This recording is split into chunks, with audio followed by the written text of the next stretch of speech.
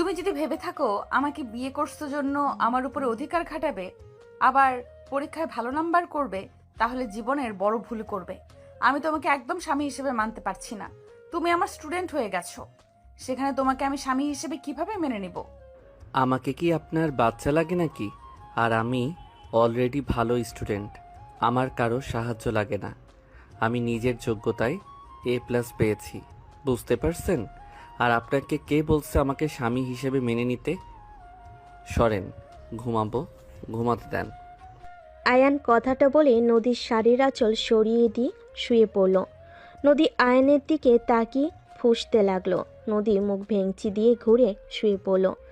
আয়ান নদীর দিকে ঘুরে নদীর পিঠের দিকে তাকিয়ে ভাবতে লাগলো। পোকা নিয়ে এসে পিঠের ভিতরে ছেড়ে দিলে কেমন হবে? খুব দেমাগ দেখাই বেআইন করতি।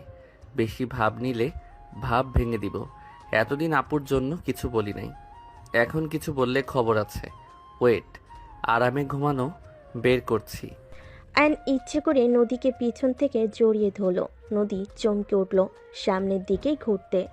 আয়ান নদীর বুকে মাথা দিয়ে ঘুমানোর ভান করতে লাগলো। নদী আয়ানকে সরিয়ে দেওয়ার চেষ্টা করতে লাগলো। আয়ান একটু নড়ে আরও শক্ত করে জড়িয়ে ধরল।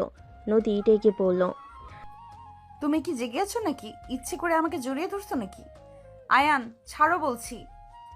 আয়ান কিছু না বলে চুপচাপ ঘুমানোর ভান করতে করতে ঘুমিয়ে গেল।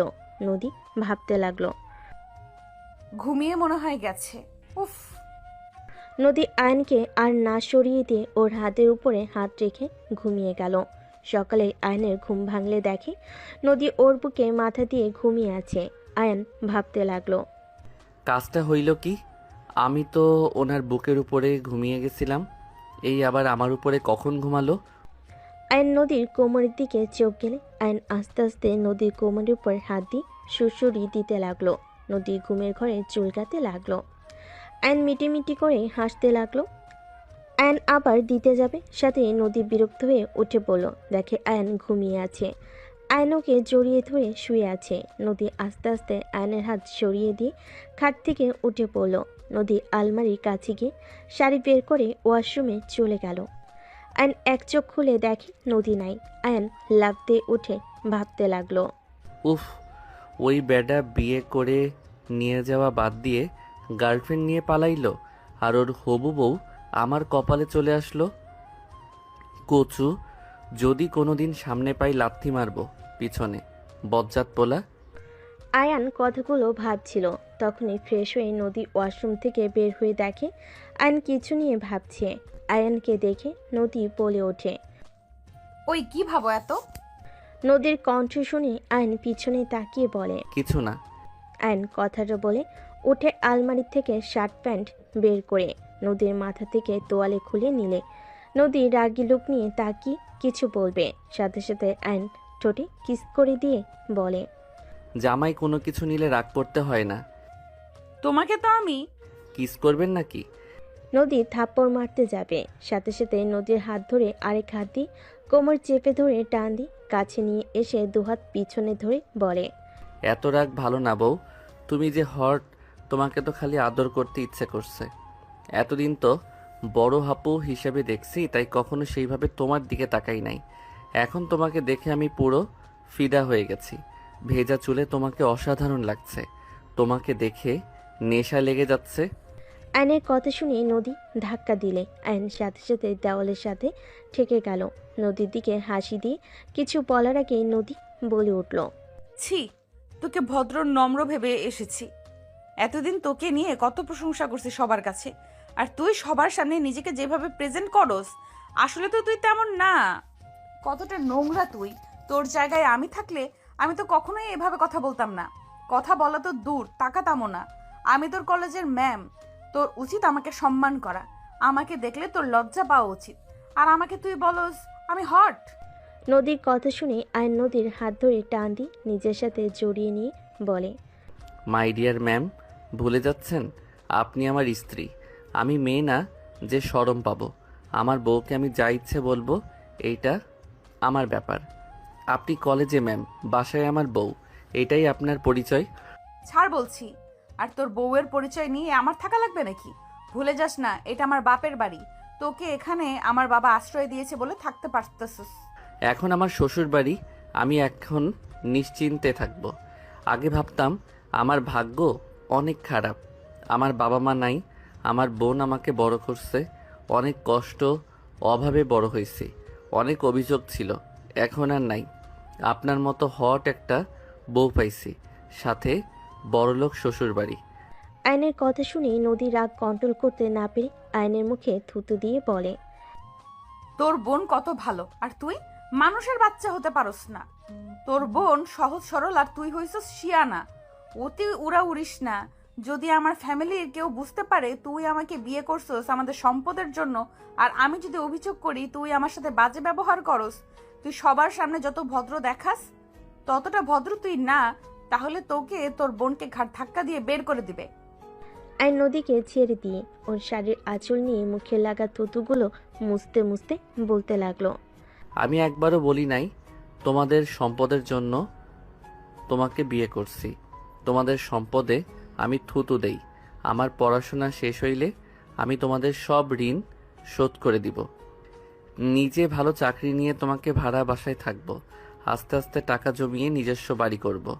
আয়ন কথাগুলো বলে ওয়াশরুমে চলে গেল। আয়ন গোসল করে জামা কাপড় পরে নিল।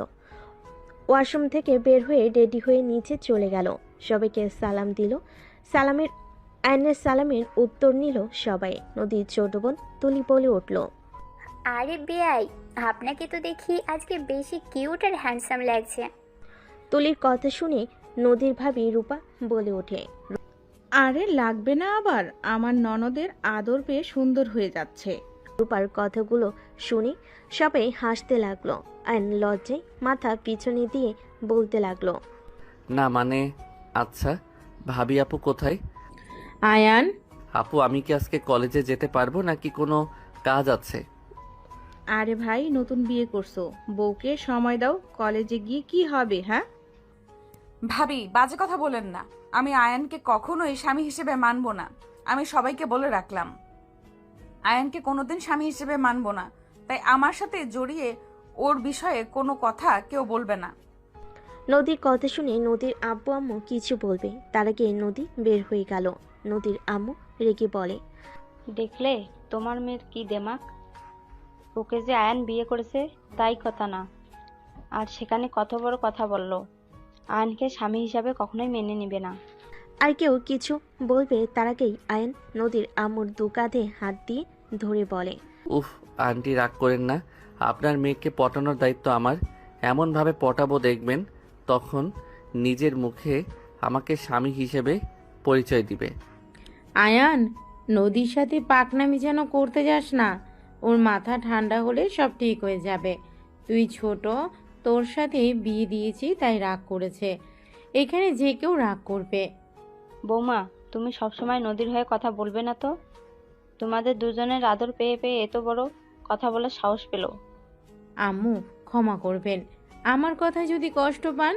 আম্মু, নদীর জায়গায় যে কেউ থাকলে রাগ করতো।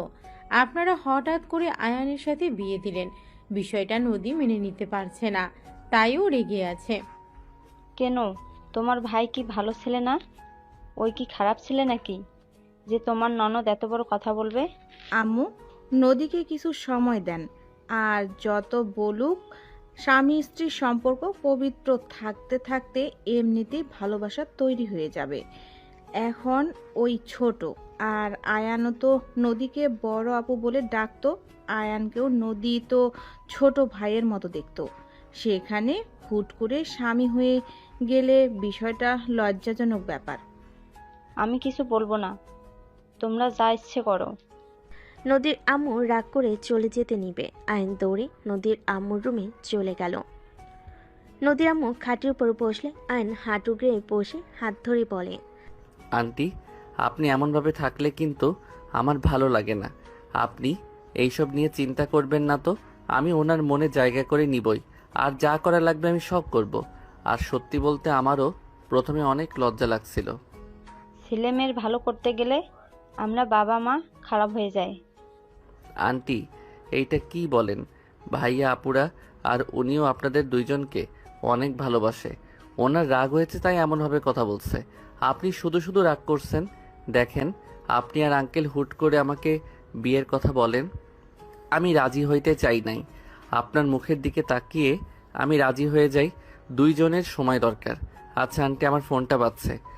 আয়ন উঠে ফোনটা রিসিভ করে ওর ফ্রেন্ডদের সাথে কথা বলা শেষ করে নদীর আম্মুকে কিছুক্ষণ বুঝিয়ে আয়ন রুম থেকে বের হয়।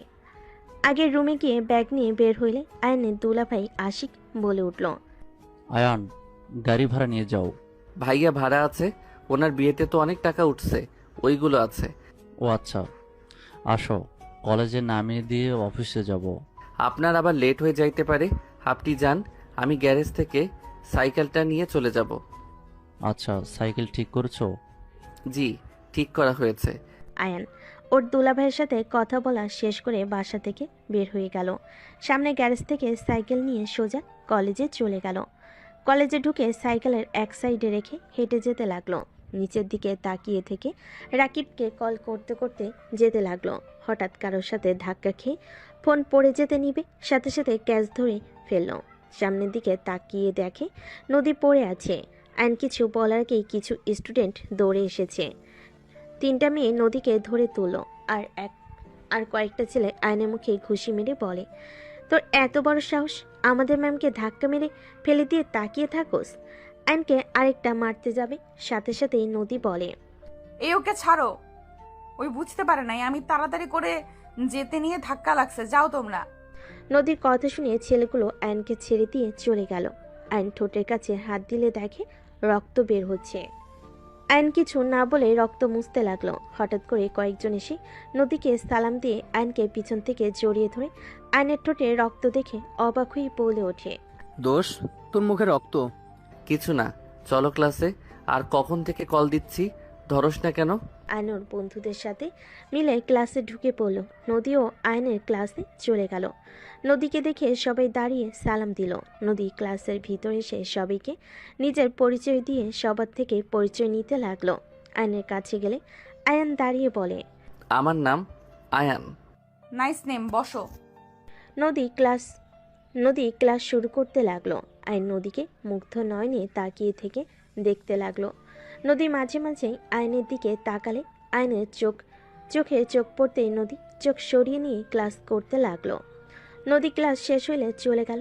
রাকিব বলে ওঠে, আয়নোর বন্ধুদের নিয়ে ক্লাস থেকে বের হয়ে মাঠের ভিতরে গিয়ে ফুচকাওয়ালা মামার কাছে গিয়ে ফুচকা অর্ডার দিয়ে সবাই বসে থেকে আড্ডা দিতে লাগলো। সবার সাথে ফুচকা খাওয়া শেষ করে সবাই মিলে ক্লাসে চলে গেল। ম্যাম যেমন দেখতে তেমন পড়ানো সিস্টেমটাই অসাধারণ। আচ্ছা বাহিরে চলো, তোদের ট্রিট দিব। আর বলিস কি, তুই আমাদের ট্রিট দিবি? হ্যাঁ চল, বেআইনের বিয়েতে টাকা পাইছি, ওইগুলো দিয়ে খাওয়াবো তোদের। বাহ বাহ, চল। 1:30 কলেজ ছুটি হইলে আয়নোর বন্ধুদের সাথে বের হয়ে গেল। 3টার দিকে বাসায় আসলে আয়নের মুখে কাটা দেখে আতিয়া বলে ওঠে, আয়ান, কি হয়েছে? তোর ঠোঁটের কাছে কাটা কেন? কিছু না আপু। কয়েকটা ছেলের খুশি খেয়েছে ভাবি। নদীর কথা শুনে সবাই অবাক হয়ে বলে, কি আয়ান, কি করছোস যে তোকে ওরা মারলো?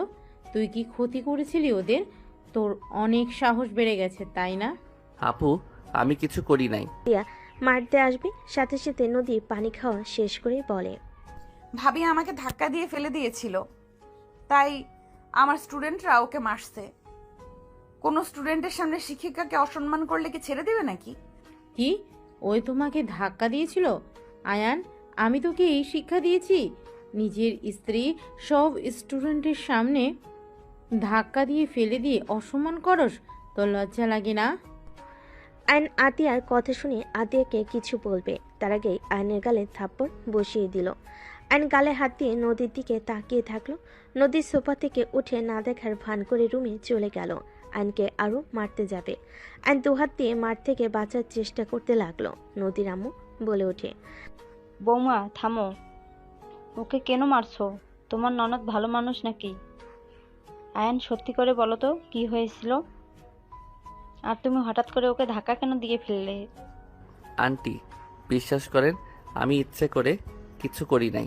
আমি রাকিবকে কল দিতে দিতে হাঁটছিলাম, হঠাৎ করে উনি সামনে আসলো, ধাক্কা লেগে উনি পড়ে যায়। তারপর তারপর সব খুলে বলে রূপা বলে, শুধু শুধু আয়ানকে মারলে আফা? আয়ান যাও রুমে গিয়ে ফ্রেশ হয়ে নাও। আয়ন সোজা নদীর রুমে চলে গেল।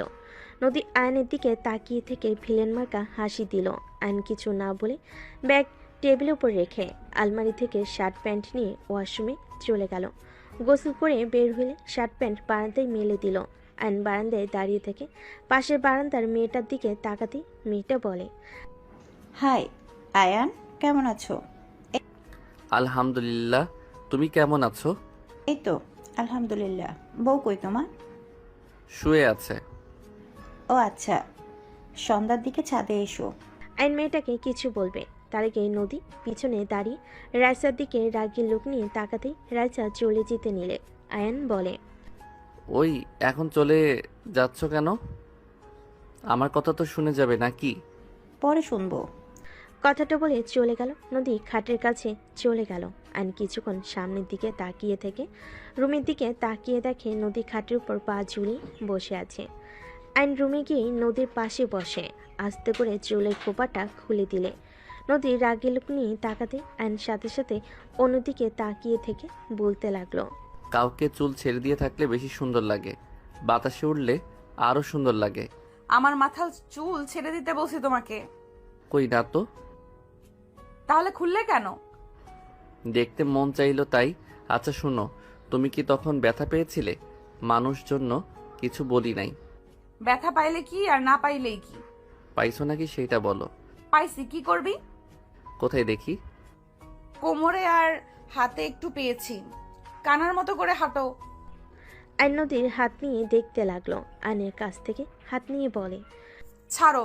দেখি হাতটা কোথায় পাইছো, দেখা তো যাচ্ছে না। ছাড়ো বলছি। তোমার দেখতে হবে না।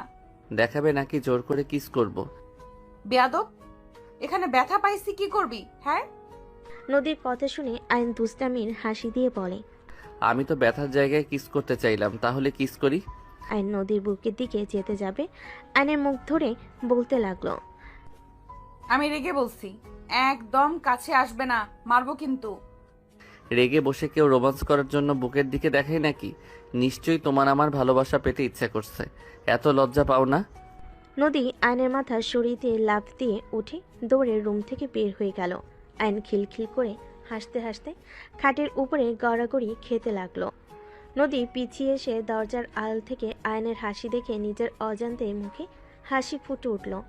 আয়নের ফোন বেজে উঠলে আয়ন কলটা রিসিভ করলো। আসসালামু আলাইকুম। কে? আমি।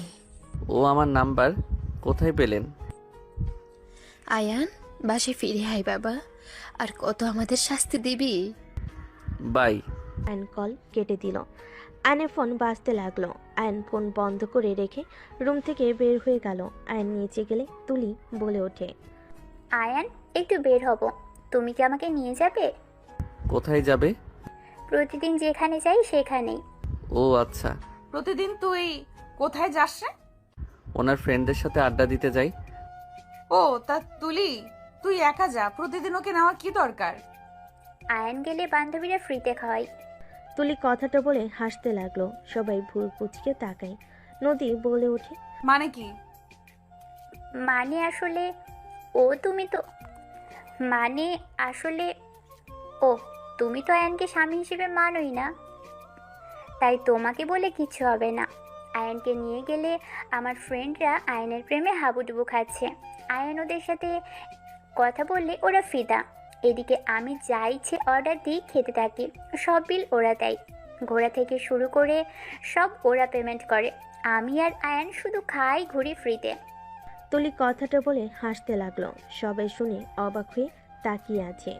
নদী ঠাস করে তুলির গালে থাপ্পড় মেরে দিল, আর আতিয়া আয়নের গালে থাপ্পড় মেরে দিল।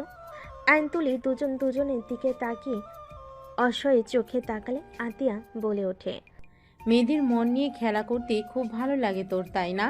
সামান্য কিছু টাকার জন্য তুই ওই মেয়েগুলোর সাথে ফ্ল্যাট করস? তোর কোনো ধারণা আছে? আপু আমি কি করলাম? আয়নের গালে আরেকটা থাপ্পড় মেরে বলে, যখন ওই মেয়েগুলো জানতে পারবে তুই ওদের সাথে মজার ছলে এইসব করেছিস, কেমন লাগবে ওদের? কোনো ধারণা আছে তোর? তুলির কথা শুনে নদীর আম্মু অবাক হয়ে বলে, তুই কি করস? মানে তুই জানোস না? নিজের রক্তের পরিচয় দিচ্ছিস নাকি? যদি রক্তের পরিচয় দেস তাহলে দরজা খোলা আছে, বের হয়ে যা। ভাবি এসব কি বলছেন? তুই চুপ কর। তুই এত খারাপ, তোকে কি আব্বু টাকা দেয় না? অন্যের টাকায় খাওয়া ঘোরার জন্য দুজন মিলে ওই মেয়েদের সাথে এমন করতে লজ্জা লাগে না? আয়ানকে বাদ দিলাম, ওই ছোট, তুই তো ওর বড়, আর একটা মেয়ে হয়ে এসব করতে লজ্জা করে না? আরে আজব তো, আমি এখানে কি করছি? ওদের আমি বারবার বুঝিয়েছি, দেখ আয়ান ছোট, এসব প্রেম প্রীতি বুঝে না, ওর পিছনে ঘুরে লাভ নেই। ওরা উল্টা আমাকে বলে আমি নাকি আয়ানকে লাভ করি, জন্যই নিয়ে আসি না। আমাকে অনেক ধরনের কথা বলতো, তো আমি কি করব? সেখানে ওদের যদি আয়ানের সাথে কথা বলতে ভালো লাগে, আমার কি দোষ? আয়ান তো আর ওদের সাথে খারাপ কথা বলে না। আয়ান কেমন জানি কথা বলে, ওরা মুগ্ধ হয়ে শুনে আর হাসে। ওদের দোষ আমাদের না, ওদের দোষ আমাদের না, আমরা বারবার করেছি তো। আর আমাকে বলেছিল আয়ানকে পটাবে, সেখান থেকে ওদের চ্যালেঞ্জ অনুযায়ী যাই 1 মাস হয়ে গেছে, আয়ানকে কেউ পটাতে পারেনি। আর এমনিতেও আয়ানেরও লাভ আছে, আমি তো দেখি ভাবি। বাহ ভাইয়া, ওকে আসা যাওয়ার যে ভাড়া ওইটা দেয়, ওই সাইকেলে নিয়ে যাওয়ার কারণে ওই টাকা থাকে, ওটা দিয়ে খাই। প্রতিদিনের 50 টাকা হাত খরচ দিয়ে চলে নাকি? কি? বাট আয়ানকে তো 200 টাকা করে দেওয়ার কথা। নদীর আব্বু তো বলে দিয়েছে। আর 150 টাকা কই যায়? আমার কাছে থাকে। আম্মু আমার দোষ নাই, আতিয়া 50 করে দিতে বলে, এর বেশি দিতে না করেছে। আর যখন ওর খুব দরকার হয় তখন যে টাকা জমা থাকে ওইখান থেকে নিয়ে দিয়ে দেয়। বৌমা, এইটা একটু বেশি করে ফেলছো না আয়নার সাথে? অ্যান আতিয়াকে কিছু বলার সুযোগ না দিয়ে উঠে দাঁড়িয়ে পড়ল। আপু, আমি আমার রক্ত পরিচয় দিচ্ছি, তুমি আমাকে এটা বলতে পারলে? ওকে ঠিক আছে, দরজা তো খোলা তাই না? চলে যাচ্ছি, তুমি থাকো। আজ থেকে আমার দায়িত্ব তোমাকে নিতে হবে না। ধন্যবাদ আমাকে 8 বছর লালন পালন করার জন্য। এই ঋণ আমি হয়তো শোধ করতে পারবো না, বাট ভাই হয়ে আমার কর্তব্য আমি পালন করার চেষ্টা করব। আয়ন চোখের পানি গড়িয়ে পড়তে আয়ন মুছে চলে যেতে লাগলো। আশিক নদীর আপু রূপা আয়নকে আটকানোর জন্য হাত ধরে আতিয়া বলে ওঠে, আম্মু, রূপা আশিক ছেড়ে দাও, বড় হয়ে গেছে, আমাকে ছাড়া সে অনেক কিছু করতে শিখে গেছে, চলে যেতে দেন।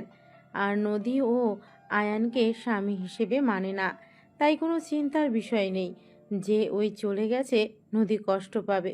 বাহ, এইটা হবে। যা চলে যা চলে। আয়ান, দাঁড়িয়ে আছোস কেন? আতিয়া পাগল হয়ে গেছো নাকি? ওই একা কোথায় যাবে? আর তুমি ওকে ছাড়া থাকতে পারবে নাকি? এই দুনিয়াতে আমরা সারা, তোমাদের কোনো আত্মীয় আছে নাকি? কোথায় থাকবে ওই ভালো জানে, না হলে এত বছর কিছু না, আজ বলে বের হয়ে যাবে। বাহ, বড় হয়ে গেছে তো, যেতে দাও। বৌমা, বেশি বোঝা ঠিক না। আতিয়া আয়নের দিকে ধমকে সুরে বলে, তোকে যেতে বলেছি না? যা, বের হ। দাঁড়িয়ে আমার দিকে কি দেখোস? যা, ভাবতেছ সম্পূর্ণ ভুল, তোকে ছাড়া ভালোই থাকবো, বের হ। অ্যান আশিকের হাত সরিয়ে দিয়ে বের হয়ে গেল। আশিক দৌড়ে আয়নের পিছন যেতে লাগলো। আয়ন কোনো কথা না শুনে বের হয়ে গেল। আতিয়ার চোখের পানিগুলো টলমল করতে লাগলো। রূপা আতিয়ার দিকে তাকিয়ে বলে, বের হয়ে যেতে বলে এখন কাঁদছো কেন? শুধু শুধু ওকে বের করে দিলে। ভাবি, আপনি এমনটা করে ঠিক করলেন না। আয়ন এসব করতে চায় নাই, আমি জোর করেছিলাম। আতিয়া কারো কোনো কথা না শুনে দৌড়ে চলে গেল রুমে। এদিকে আয়ন সিএনজিতে উঠে চলে গেল। আশিক বাসার ভিতরে গেলে নদীর আম্মু বলে, কি হলো? আয়ান আসলো না? না, সিএনজিতে উঠে চলে গেল। আর তুলি ফালতু কাজের ভেতরে ওকে জড়াতে হবে কেন? আমি কি জানতাম ভাবি এত রেগে যাবে? আর এখানে এত রেগে যাওয়ার তো কোনো কারণ আমি দেখি না। নদীর থাপ্পড় মালে তুলি চুপ হয়ে গেল। নদী রুমে চলে গেল। তুলি কান্না করতে করতে রুমে চলে গেল। 5 দিন পর। আশিক, আয়ানকে কি খুঁজে পেয়েছো? ওর বন্ধুদের থেকে কোনো খবর পাইছো? 5 দিন পর আতিয়াকে এত উতলা দেখে সবাই অবাক হয়ে তাকালো। আশিক অবাক হয়ে বলল, আয়ানের খবর শুনে কি করবে? ওকে পাইলে কি আর না পাইলে কি? তুমি তো 5 দিন ওর নাম শুনতে চাইলে না। আজ আবার কি হলো যে ওর খোঁজ চাচ্ছ? আশিক, ওই আমার ভাই। আমি রাগ করেছিলাম। আমি রাগের বশে একটা কথা বলে দিয়েছি, তাই বলে ও বাসা থেকে বের হয়ে যাওয়ার কথা বলবে? আমি কি আমার ভাইকে শাসনও করতে পারবো না নাকি? শোনো, আমাদেরও ভাই বোন আছে। আমার আম্মুও কোনোদিন তোমার মতো করে শাসন করে নাই। আমার আম্মু আব্বু কি কম রাগী নাকি? তুমি আয়ানকে যে পরিমাণ শাসনে রাখতে, তারপরও কোনোদিন তোমার মুখের উপরে কিছু বলে নাই। ওকে যেভাবে বলো সেইভাবে চলে। ওই ছোট মানুষ তুলির সাথে মিলে একটু মজা করছে, তাতে তুমি ওকে থাপ্পড় মারলে, বের হয়ে যেতে বললে। আমি বুঝলাম না, আমাদের ফ্যামিলি কোনো সমস্যা নাই আয়ানকে নিয়ে, তুমি এত রাগ শাসন কেন করো? তুমি বুঝবে না, অল্পতে খুশি থাকা ভালো, যেটা আমার ভাইকে আমি শিখিয়েছি। হ্যাঁ, আমি মানছি রাগের বশে আমি ওকে বকা দিয়েছি। ওর বোঝা উচিত ছিল আমি ওর ভালোর জন্য ওকে বকাগুলো দিয়েছি। ওই ছোট আর কত সহ্য করবে? এইটাই শাসন বলে না আতিয়া, পাগলামি বলে। আমার ছেলে মেয়েকে তুমি এত শাসন করতে পারবে না। ওরা বাসায় আসলে একদম ওদের উপরে এত শাসন চালাতে যাবে না, বলে দিলাম। Ashik, just shut up. Ashik, বৌমার সাথে ঝগড়া করিস না। তুই কি আয়ানের খোঁজ পেয়েছোস? নদী, ওই কি কলেজে আসে না? না, আমি খুঁজেছি, ওকে পাই নাই।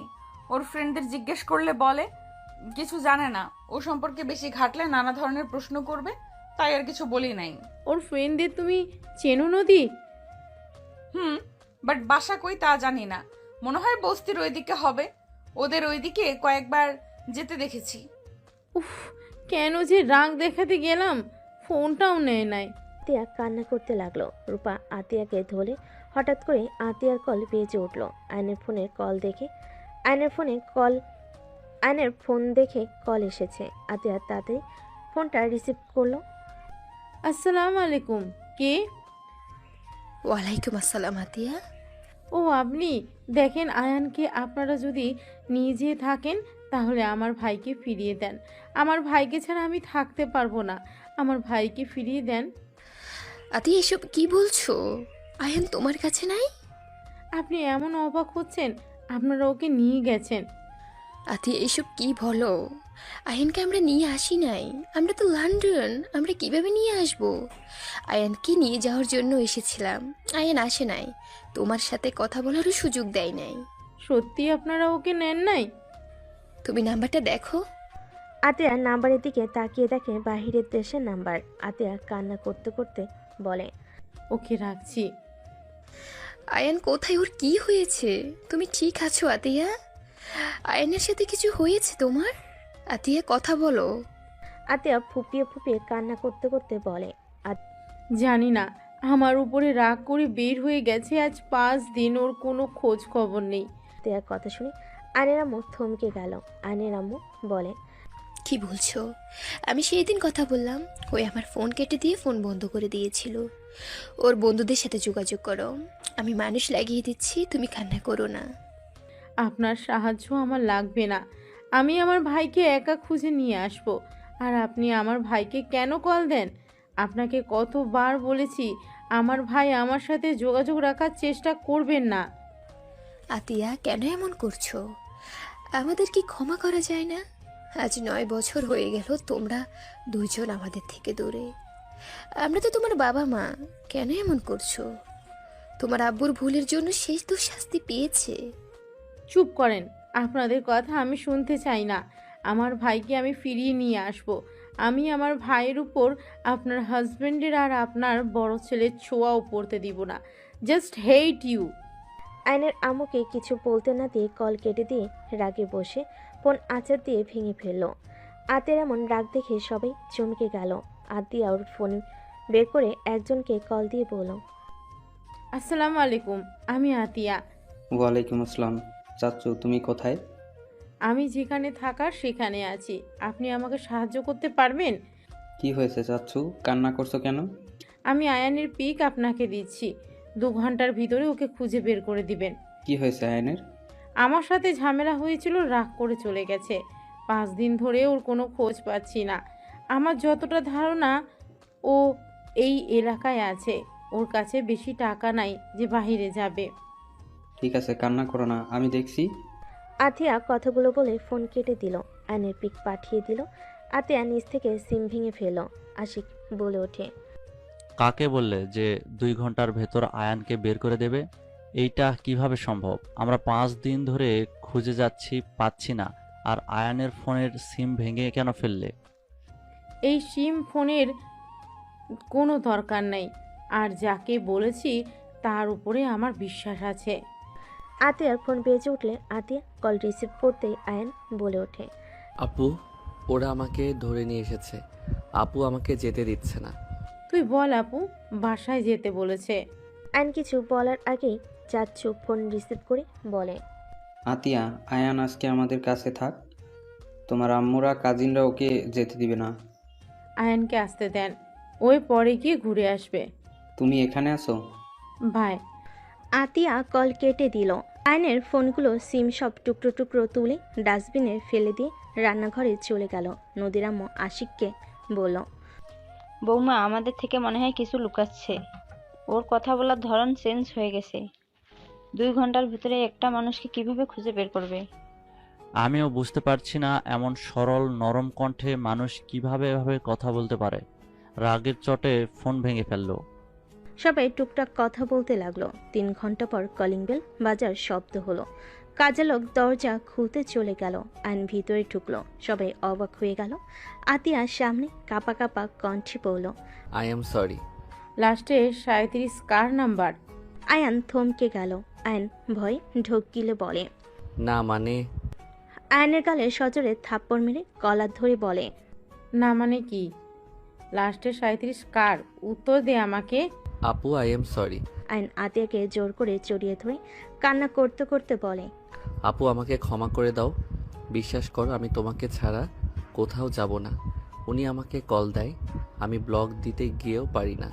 আমার ওনার কণ্ঠ শুনতে ভালো লাগে। ছাড় আমাকে, তাহলে চলে যা। তোকে কে থাকতে বলেছে এখানে? চলে যা। আমি তো খারাপ বোন, তোকে কোনো স্বাধীনতা দেই না। আমি সব সময় শাসনে রাখি। চলে যা তুই। আপু, আই এম সরি। প্লিজ আমাকে ক্ষমা করে দাও। আমার ভুল হয়ে গেছে। আমি আর ওনার ফোন রিসিভ করব না। উনি বারবার আমাকে কল করে। আমি কতবার বলছি আমাকে কল দিবেন না। আমি ফোন বন্ধ করে রাখি। ফোন চালু করলে ওনার 1000টা কল আসে। আমাকে আগে কেন বলস নাই? আমার থেকে আর কি কি লুকাচ্ছিস তুই? আর তুই এই 5 দিন কোথায় ছিলি? আপু, আমি একটা জব দিয়েছি। ওইখানে থাকা খাওয়া সব ফ্রি। মাসে 10,000 টাকা দিবে। তোকে জব নিতে কে বলেছে? আপু, আমি তো বড় হয়েছি, এখন আমার স্ত্রীও আছে। বউকে কিছু কিনে দিতে গেলে সেই তোমার থেকে চাইতে হবে বা দুলাভাইয়ের থেকে। আমার এইটা মোটেও ভালো লাগবে না। নিজে সবার ঘাড়ে বসে খাচ্ছি, আবার বউকে কিছু দিতে গিয়ে তাদের থেকে যদি নিতে হয়। ওই, তোকে আমি বলছি আমাকে কিছু গিফট করতে? ওই তোর বয়স কত? এত পাকনামি তোকে কে করতে বলছে? ফাজলামি করস তুই, তাই না? সবাইকে টেনশনে ফেলে ফাজলামি করস। আতিয়াকে আয়ন ছেড়ে দিয়ে নদীর দিকে তাকালে আয়ন বলে, আই এম সরি। আমাকে প্লিজ সবাই ক্ষমা করে দেন। আমি কাউকে চিন্তায় ফেলতে চাই নাই। আপু আমাকে সেই দিন এমন কিছু বলছিল, আমি বিষয়টা মেনে নিতে পারছিলাম না। এই কি এমন বলছে তোকে? তোর বোন তো তোকে মাঝে মাঝে রেগে বাড়ি থেকে বের হয়ে যেতে পারে। সেখানে এতদিন যাস নাই, সেদিন কেন গেলি? বের হওয়ার ব্যাপারে আমার খারাপ লাগে নাই। আমার খারাপ লাগছে আপু আমাকে রক্তের পরিচয় দেওয়ার কথা শুনে। আমি কি এমন করছিলাম? আমি তো জাস্ট ওই মেয়েদের সাথে কথা বলতাম মজা করে। এর থেকে তো আমি কোনো বাজে কথা ভিতরে বা তাদের দিকে বাজেভাবে তাকাইও নাই। রুমে যা। আমার রাগ আরো বাড়ছে কিন্তু তোর উপরে। যাচ্ছি। আর একটা কথা বলার আছে। কি কথা?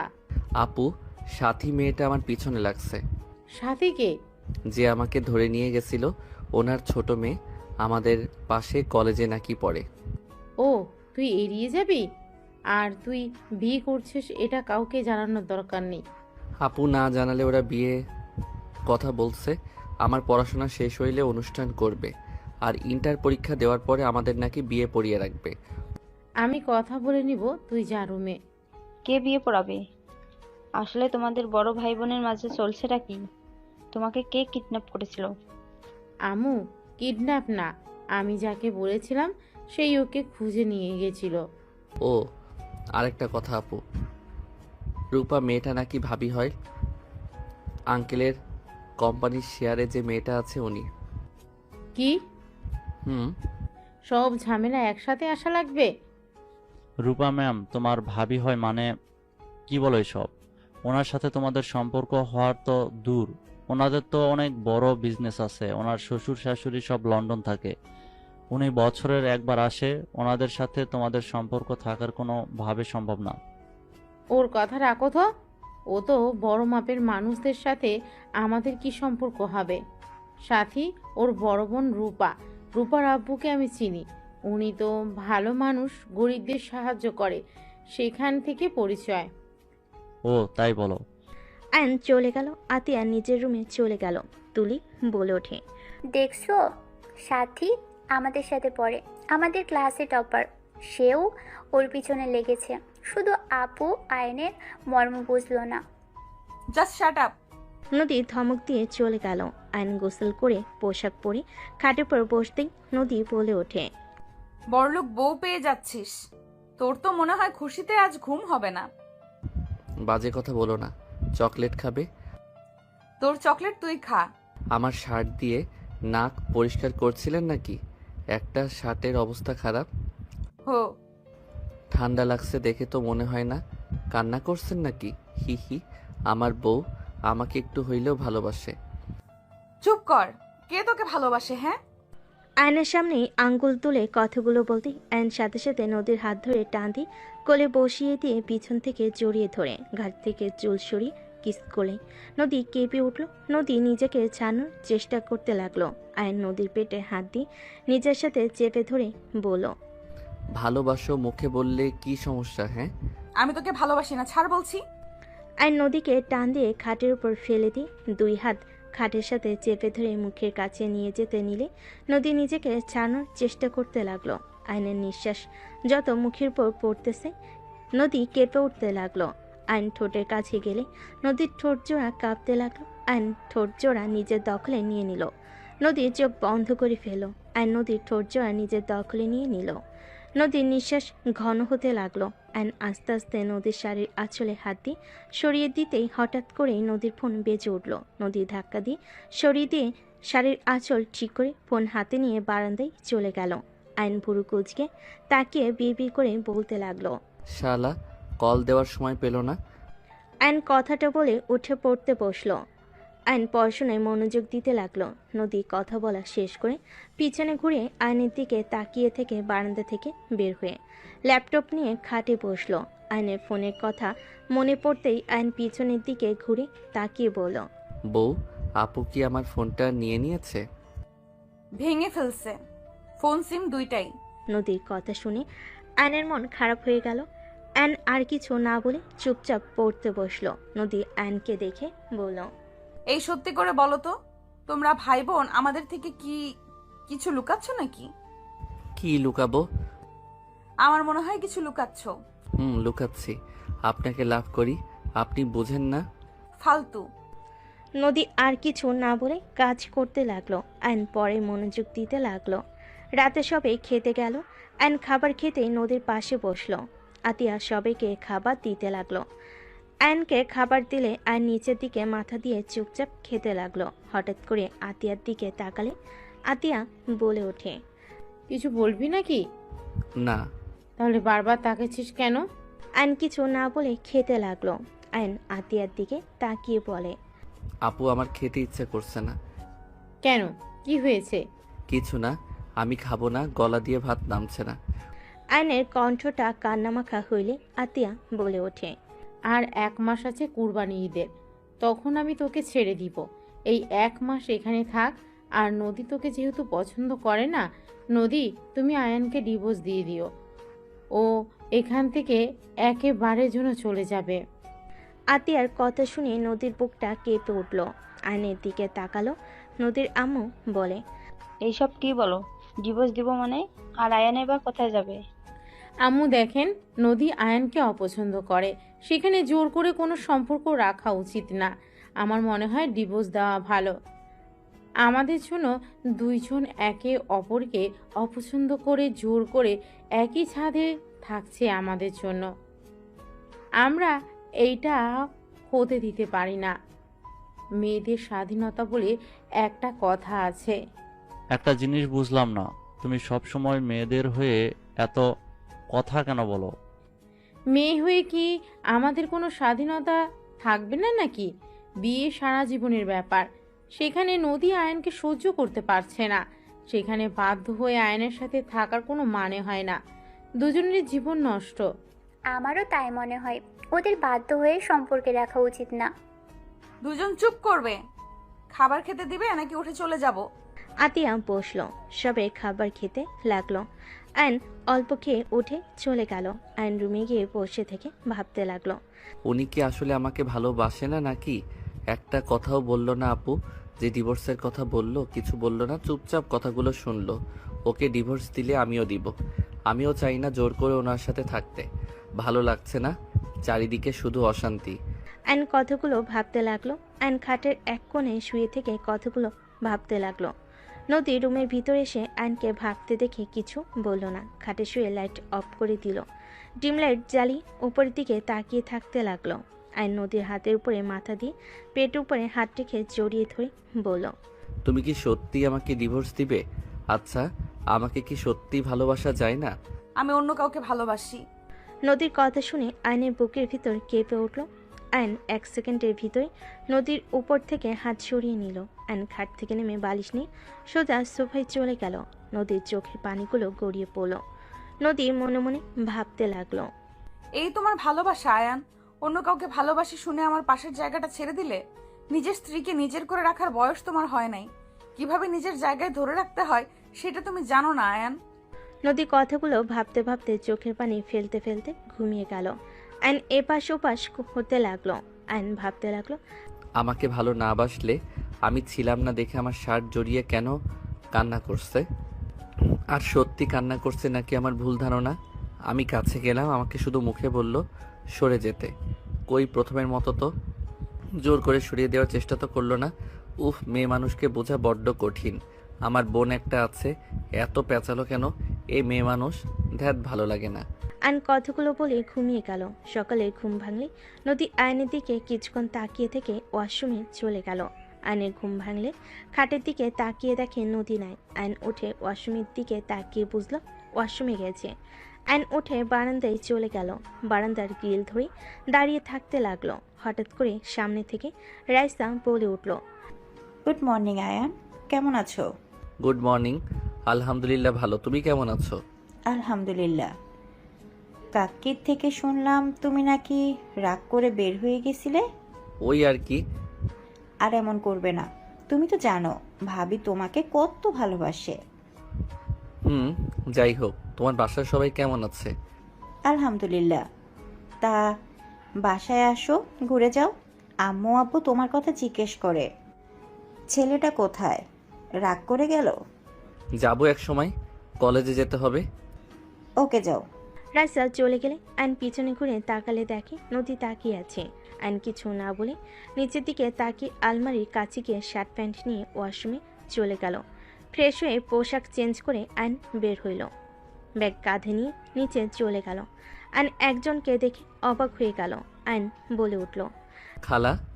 আয়নের কণ্ঠ শুনে পিছনের দিকে মহিলাটা তাকাতেই আয়নকে বলল, কে বাবা তুমি, আমাকে চেনো? MKH। আয়নের কথা শুনে রহিমা খালা অবাক হয়ে গেল। রহিমা খালা কাঁপা কাঁপা কণ্ঠে বলে উঠল, আয়ান। আয়ন দৌড়ে গিয়ে রহিমা খালাকে জড়িয়ে ধরল। সবাই অবাক হয়ে তাকিয়ে থাকতে লাগলো। আতিয়া রান্নাঘর থেকে বের হলে চমকে গেল। আয়নকে রহিমা খালা সারা মুখে চুমু দিতে লাগলো আর কান্না করতে করতে বলে, আয়ান আব্বু তুমি এখানে আছো?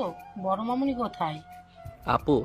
আয়নের কথা শুনে রহিমা খালা পিছনে ঘুরে তাকাতেই আতিয়াকে দেখে বলে, মামুনি কেমন আছেন? ভালো, আপনি কেমন আছেন? আজ আমি অনেক খুশি তোমাদের দেখা পেয়ে। আয়ান বাবা কত বড় হয়ে গেছে, আমি তো চিনতেই পারি নাই। আমার বুক পর্যন্ত ছিল, আর এখন কত বড় হয়ে গেছে আমি চিনতেই পারি নাই। হি হি হি। MKH, তুমি কিন্তু আমার ছোট হয়ে গেছো। আমাকে সম্মান করবে। আমি তোমার আব্বু হয়ে গেছি।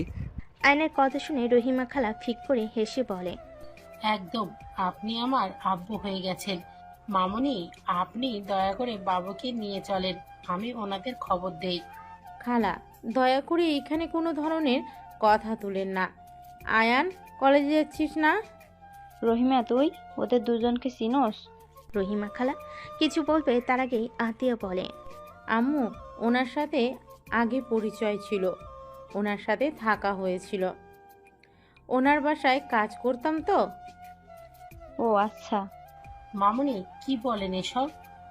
ঠিক বলছি খালা। কিরে, যাস না কেন? যাবো না আজকে। যেতে বলছি, যা। আয়ন আর কিছু না বলে চলে গেল। রহিমা খালা আতিয়াকে বলে, মামুনি, বেয়াদবি মাফ করবেন। আপনি আয়নবাবু এখানেই থাকেন, আমি ওনাদের জানিয়ে দিই, ওনারা আপনাদের ছাড়া ভালো নেই। কে ভালো নাই রে? আপা, তুমি কিছু জানো না ওরা কারা? খালা, প্লিজ চুপ করবেন। রহিমা খালা আর কিছু বলল না। এদিকে আয়ন কলেজে চলে গেল। কলেজ ছুটি হলে আয়ন রাকিবকে বলল, এই যে মেয়েটা আসছে, তুই ওই মেয়েটাকে পটিয়ে নিবি।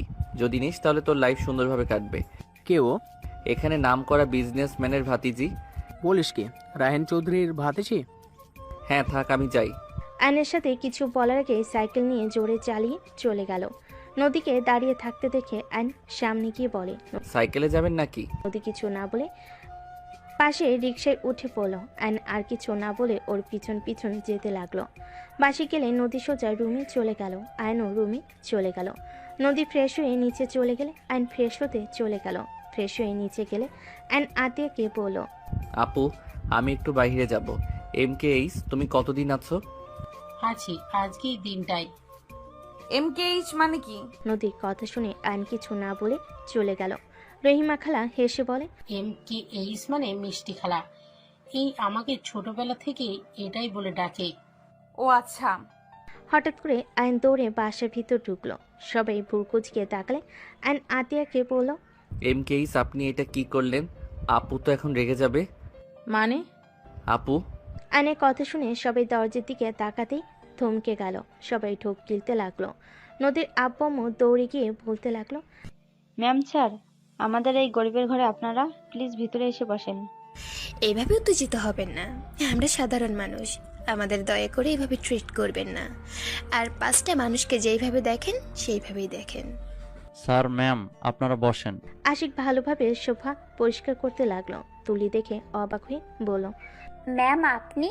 আমি তো বিশ্বাসই করতে পারছি না, আমি আপনার অনেক বড় ফ্যান। আপনার সাথে ছবি তোলা যাবে? আপনি আমার আইডল, আমি আপনার মতো বড় বিজনেসম্যান হতে চাই। শিওর, ইনশাল্লাহ আমার থেকে ভালো করবে তুমি। তুলি আয়নের আম্মুর সাথে ছবি তুলতে লাগলো। আয়নের আব্বু আম্মু বসলো। রহিমা খালা বলে ওঠে, ম্যাম বাবু। আয়নের দিকে তাকাতেই আয়নের আম্মু চোখের পানি ধরে রাখতে পারল না। আয়নের দিকে উঠে যেতেই আতিয়া আয়নকে টান দিয়ে নিজের কাছে দাঁড় করিয়ে বলে, আয়ান, যেখানে যাচ্ছিলি সেইখানে যা। মামুনি, বাবুকে কেন সরিয়ে দিতে চাইছেন? খালা, আপনি কাজটা মোটেও ঠিক করেন নাই। আর খালা, টাকার কাছে বিক্রি হয়ে গেলেন। মামুনি। প্লিজ আমাকে মামুনি বলবেন না।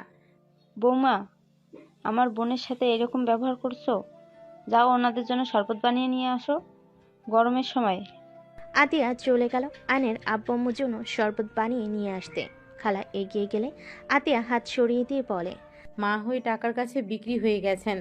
আপনাকে দেখে আমার ঘৃণা হচ্ছে। আমার একটা মেয়ে মারা গেছে, এখনো আমার আরো সন্তানেরা আছে, তাদের ভবিষ্যৎটাকে নষ্ট করে দিতে পারি না।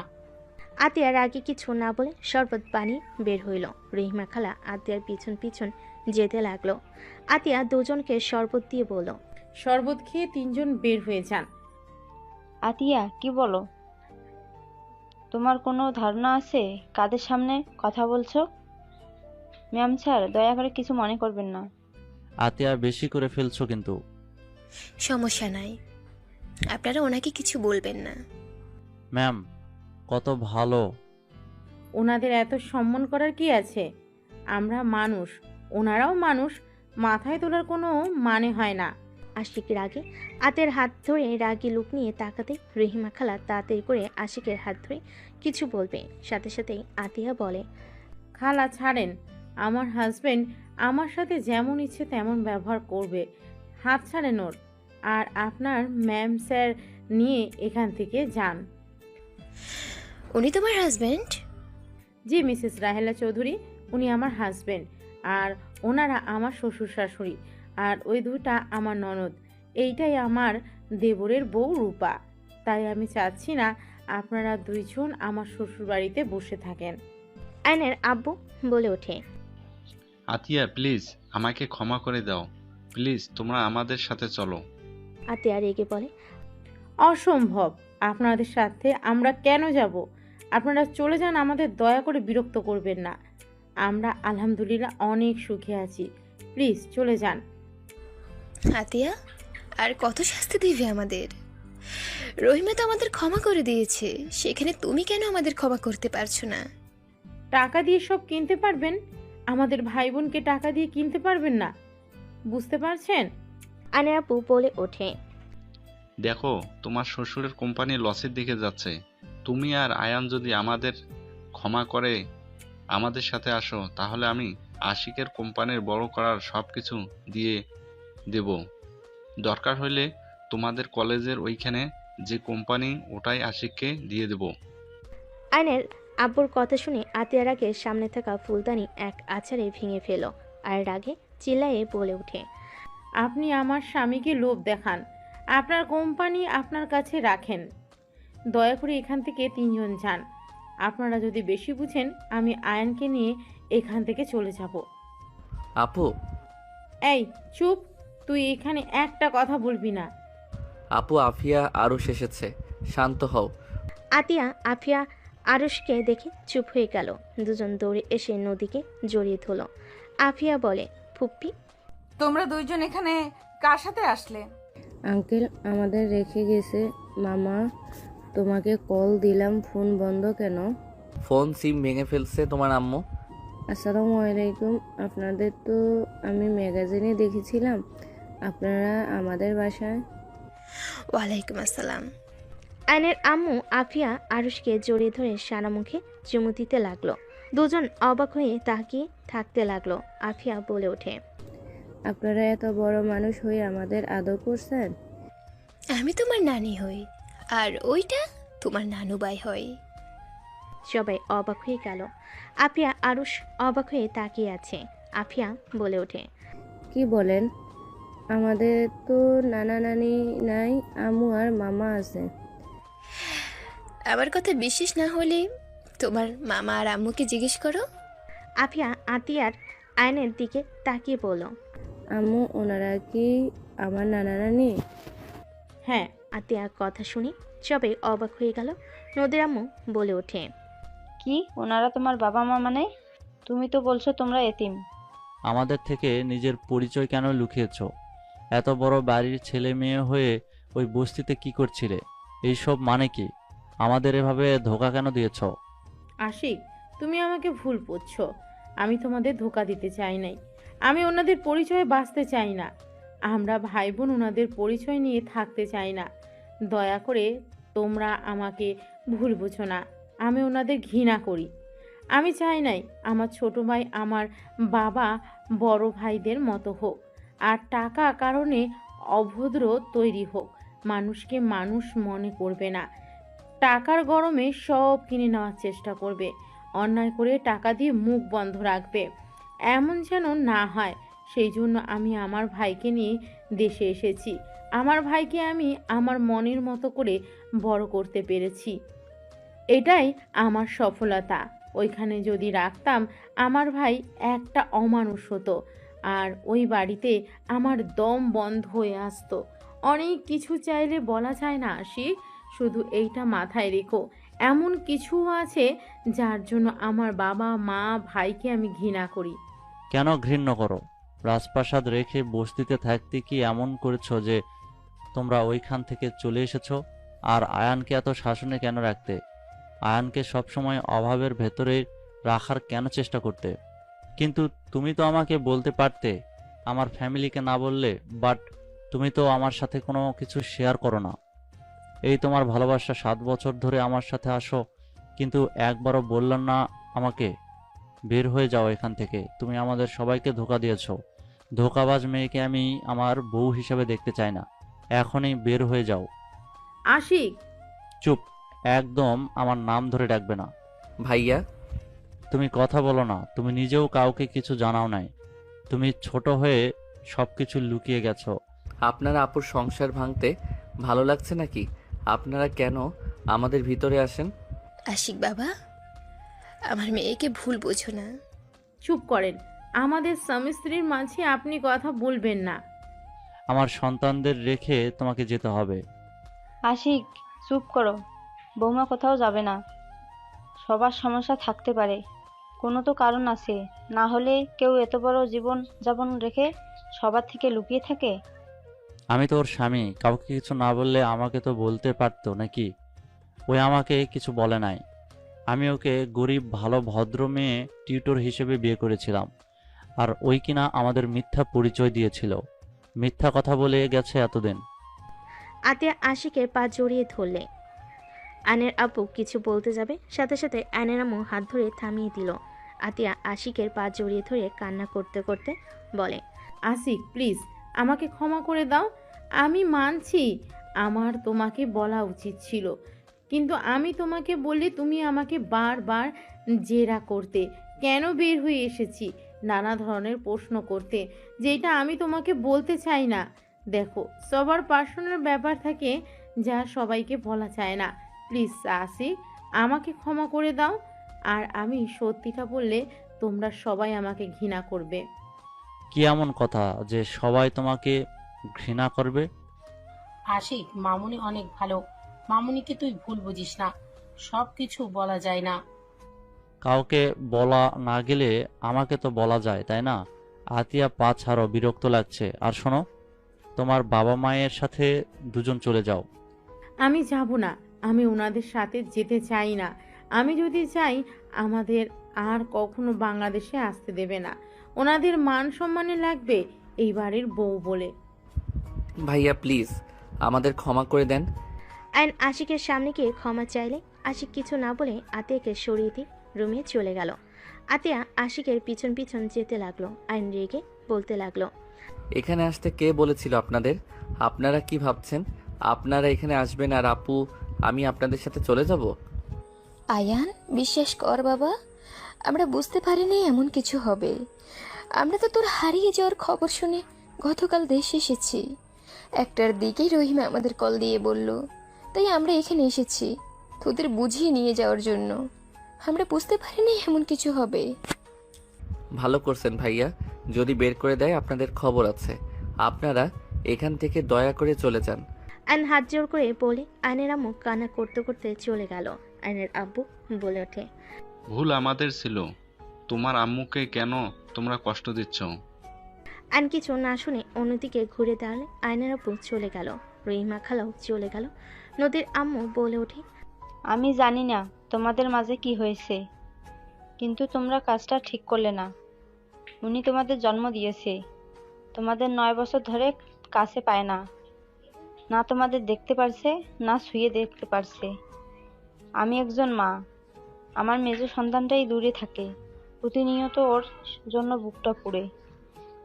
আমি তাও আমার সন্তানের সাথে ফোনে কথা বলতে পারি, আর উনি তাও পারে না। উনি তোমাদের ছাড়া ভালো নাই। আমার মনে হয় তোমার বাবা মায়ের কাছে একবার যাওয়া উচিত। আপু আমার ভালোর জন্য আমাকে নিয়ে এত দূর চলে এসেছে। আপু অনুমতি না দিলে আমি কিছু করতে পারবো না। আমার মনে হয় ভাবিকে তোমার বোঝানো উচিত। সবাই মিলে কথা বলতে লাগলো। আর এইদিকে আতিয়া আশিককে বলতে লাগলো, শুনতে চাও কেন তাদের থেকে দূরে? ওকে, তাহলে শোনো। রহিমা খালা আমাদের বাসার বিশ্বস্ত কাজের লোক। উনি আমাকে আয়ান ভাইয়াকে বড় করেছে। লন্ডনে গেলে ওনার ছোট মেয়েকে নিয়ে যায়, আর ছোট মেয়ে আমার সাথে সব সময় থাকতো। আমি ওকে অনেক ভালোবাসতাম, ছোট বোনের মতো। ভাইয়াও ছোট মেয়েটাকে একা পেয়ে রেপ করেছিল। মেয়েটা সহ্য করতে না পেরে মারা যায়। আতিয়ার কথা শুনে আশিক যেন থমকে গেল, চোখ কপালে উঠে পড়ল। আশিক বলে ওঠে, কি রুমি ধর্ষণ হয়েছিল? ওই অ্যাক্সিডেন্ট করে মারা যায় নাই? আর ওই যখন ধর্ষণ হয় তুমি কোথায় ছিলে? ওটা মিথ্যা কথা ছিল। আমি আমার ফ্রেন্ডদের সাথে 7 দিনের ট্যুরে গেছিলাম। আর ট্যুরে গেলে আয়ান রুমি জন্য কিছু না কিছু আনতাম। সেই দিন ওর জন্য গিফট নিয়ে আসলে ওকে খুঁজলে কেউ কিছু বলে না, সবাই চুপচাপ হয়ে থাকে। আয়ান ছোট মানুষ দৌড়ে এসে আমাকে জড়িয়ে ধরে বলে, আপু, রুমি আপুকে তো ভাইয়া আকাশে তাড়া করে দিয়েছে, কাউকে বলো না আমি তোমাকে আসতে বললাম, বললে ভাইয়াকে পুলিশ ধরে নিয়ে যাবে। কথাগুলো শুনে আমার হাত পা ঠান্ডা হয়ে যাচ্ছিল। আমি চিৎকার করলে পরে জানতে পারি সব কিছু। আর আব্বু আম্মু সব জানার পর চুপ করেছিল। আব্বু সব কাজের লোককে টাকা দিয়ে মুখ বন্ধ করে রেখেছিল। রইমা খালা পাগল হয়ে গেছিল প্রায়। ওনাকে নিয়ে আমি থানায় যেতে চাইলে উনি আমার সাথে থানায় যায় না, টাকা দিয়ে রুমির মৃতটা অ্যাক্সিডেন্ট বলে চালিয়ে দেয়। আতিয়া কান্না করতে লাগলো, আশিকের দিকে তাকিয়ে বলে, তাহলে বলো ওই ফ্যামিলিতে কিভাবে থাকবো? ছেলে এত বড় অন্যায় করলো, অথচ বাবা মা কিছু বলে নাই, চুপ করে থাকছে। আর আমাকে মুখ বন্ধ রাখতে বলছে। আমাকে রুমে বন্দি করে রেখেছিল। আম্মু পর্যন্ত আমাকে হুমকি দেয়, সেখানে বলবে ওদের পরিচয় সবাইকে জানাই। আজও কেউ জানে না যে রুমির মৃত্যু সত্যিটা। এইটা আমাকে তিলে তিলে কুড়ে খাচ্ছে। আমার নিজের ভাই হলে কি হবে? ও শাস্তি পাওয়া উচিত ছিল। আর খালা আজ টাকার কাছে বিক্রি হয়ে গেছে। যা দেখতে পারছো সব আমার বাবার টাকায় করছে। তার বাকি সন্তানদের কথা ভেবে রুমির সাথে অন্যায় ভুলে গেছে। আমার সাথে শুধু থাকতো, তাতে আমি রুমিকে ভুলতে পারি নাই। আর উনি মা হয়ে টাকার কাছে বিক্রি হয়ে গেল। আতিয়া কান্না করতে লাগলো। আশিক আতিয়াকে জড়িয়ে ধরলো বুকের সাথে। আশিক আতিয়ার মাথায় চুমু দিল। আতিয়া বলতে লাগলো, ভাইয়া অনেক মেয়েদের জীবন নষ্ট করেছে। আমার তাতে ওকে দেখতে ইচ্ছে হতো না। লাস্টে রুমির সাথে যা করেছে সেইটা মেনে নিতে পারি নাই। আর বাবা মাকে তার হয়ে কথা বলতে দেখে পরে আর উপায় না পেয়ে আয়ানকে নিয়ে আমি পালিয়ে দেশে চলে আসি। আমি চাই না আয়ানও ভাইয়ার মতো হয়ে যাক। এখন বলো আমি কি খুব অন্যায় করেছি? যারা অন্যায়কে অন্যায় মনে করে না, আমার ঘৃণা হয় ওনাদের দেখলে। সেখানে তাদের পরিচয় কেন চলবো বলতে পারো? আই অ্যাম সরি, আমি তোমাকে ভুল বুঝেছি। তোমাকে নিয়ে আমার গর্ব হচ্ছে। আমি ভুল মানুষকে আমার জীবন সঙ্গী হিসেবে বেছে নেই নাই। ওকে আর কাউকে এইসব বলার দরকার নাই। তুমি তোমার মতো থাকো। আতিয়া আশিককে জড়িয়ে ধরে কান্না করতে লাগলো। আশিক আতিয়াকে সান্ত্বনা দিতে লাগলো। আইন রুমে গিয়ে বসে থাকতে লাগলো। নদী আইনের পাশে এসে বসলো। আইন নদীর দিকে তাকিয়ে আবার নিচের দিকে তাকালো। নদী আইনকে বলল, আমার মনে হয় তোমার ফ্যামিলির সাথে তোমার থাকা উচিত। ওনার চোখের পানি মিথ্যা ছিল না। তোমাদের হারানো ব্যথা তার চোখের পানিগুলো স্পষ্ট দেখা যাচ্ছিল। সেই তোমাদের আম্মু, সেই কখনোই তোমাদের ক্ষতি চাইবে না। আমারও ইচ্ছে করে আম্মুর কাছে যেতে, কিন্তু আমি আপুকে কষ্ট দিতে পারবো না। ভাবিকে কাছে গিয়ে বোঝাও, দেখো বাবা মা কতদিন বাঁচবে। যদি তাদের সাথে শেষ পর্যন্ত না থাকতেই পারে, তাহলে সন্তান হয়ে জন্ম নিয়ে কি লাভ হইল? ফ্যামিলির সাথে বাঁচতে শিখতে হয়। সবাই মিলেমিশে থাকার মাঝে আনন্দ আছে।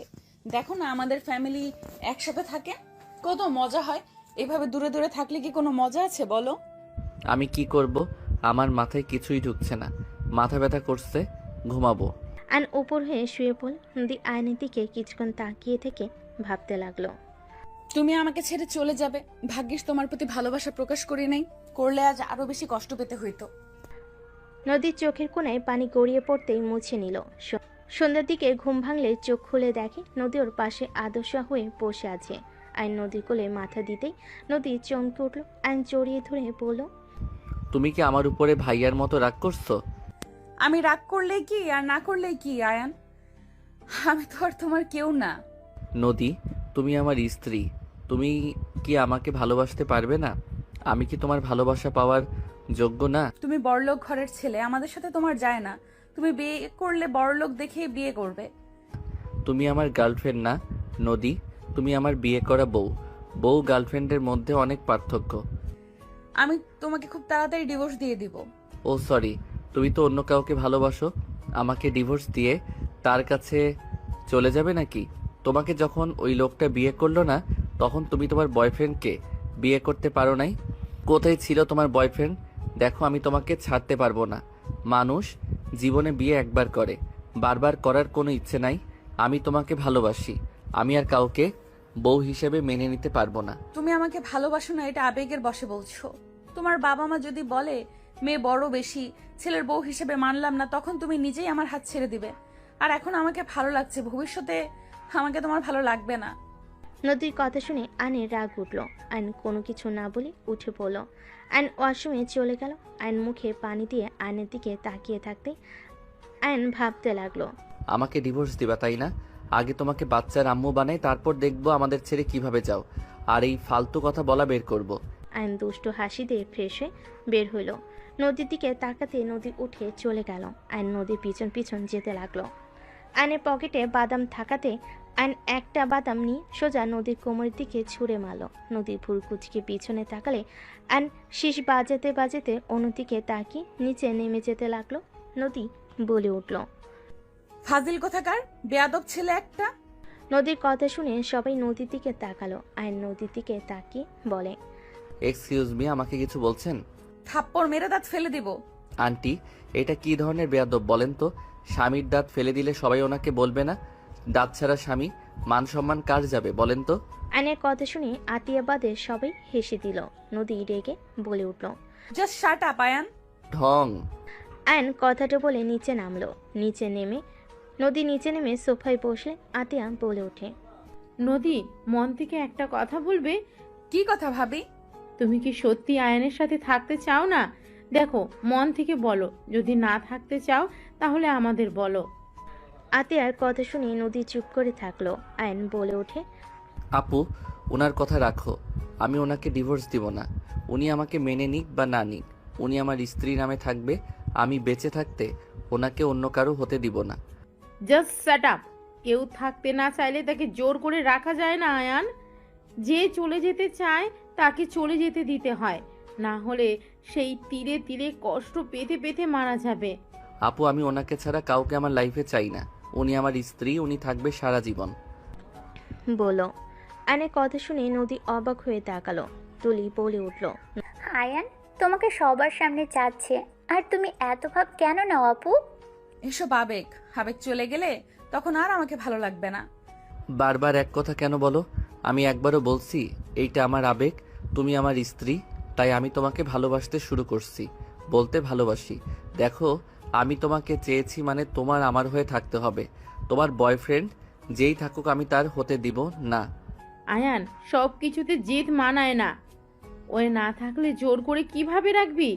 ওই আস্তে আস্তে ঠিক আমাকে ভালোবাসবে, এইটা আমার বিশ্বাস। চুপ কর নদী, তুমি ভেবে দেখো।